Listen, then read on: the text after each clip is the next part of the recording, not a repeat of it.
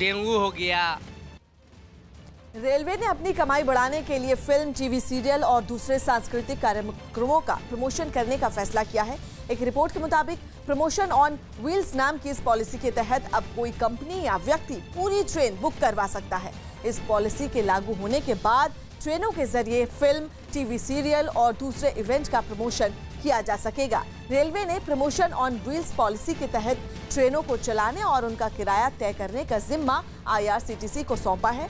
इसी पॉलिसी के तहत हाल ही में फिल्म हाउसफुल 4 के प्रमोशन के लिए 8 डिब्बों की ट्रेन 53 लाख रुपए में बुक करवाई गई थी। बताया जा रहा है कि प्रमोशन के लिए ट्रेनों के इस्तेमाल को मंजूरी देने से रेलवे को अच्छी कमाई हो सकती है। रेलवे पहले सुरक्षा और यात्रियों को होने वाली परेशानी का हवाला देते हुए ऐसे प्रमोशन को मंजूरी नहीं देता था। अयोध्या केस में सुनवाई पूरी होने के बाद सुन्नी वक्फ बोर्ड के रुख पर मुस्लिम पक्षकारों के बीच तकरार बढ़ गई। इस मामले में सुन्नी वक्फ बोर्ड को छोड़कर बाकी मुस्लिम पक्षकारों ने एक प्रेस रिलीज जारी की और अयोध्या केस में मध्यस्थता की पेशकश को ठुकरा दिया, क्योंकि उन्हें विवादित जमीन से दावा छोड़ने की बात किसी भी हाल में मंजूर नहीं थी। जबकि खबर है कि सुन्नी वक्फ बोर्ड ने मध्यस्थता पैनल के सामने समझौते का प्रस्ताव पेश किया था, जिसकी वजह से दूसरे मुस्लिम पक्षकार नाराज हो गए और उनके वकीलों ने यह बात साफ कर दी कि इस मामले में सुन्नी वक्फ बोर्ड अकेले कोई फैसला नहीं ले सकता। सुन्नी वक्फ बोर्ड को कुछ इंडिविजुअल पार्टी से ऊपर, ओवर एंड अबव नहीं समझना चाहिए। उनका भी लोकस उतना ही है जितना इंडिविजुअल पार्टीज का है, इसलिए इंडिविजुअल पार्टीज का कंसेंट बहुत जरूरी है। साथ ही उन्होंने मध्यस्थता पैनल की रिपोर्ट सार्वजनिक होने पर भी ऐतराज जताया, क्योंकि ये सारी बातें ऐसे वक्त में सामने आई जब सुप्रीम कोर्ट में अयोध्या केस की सुनवाई पूरी हो चुकी है और अब फैसले का इंतजार।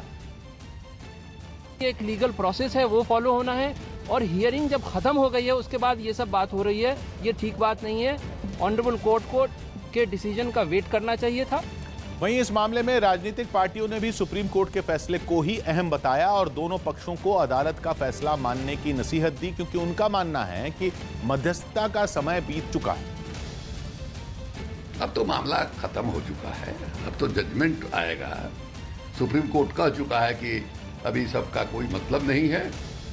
इस मामले में सुनवाई के आखिरी दिन सुन्नी वक्फ बोर्ड की तरफ से अदालत में अर्जी देने की अटकलें भी लगी थी। हालांकि सुप्रीम कोर्ट ने ऐसी किसी अर्जी पर कोई चर्चा नहीं हुई, जिसकी वजह से उस बात पर फुल स्टॉप लग गया।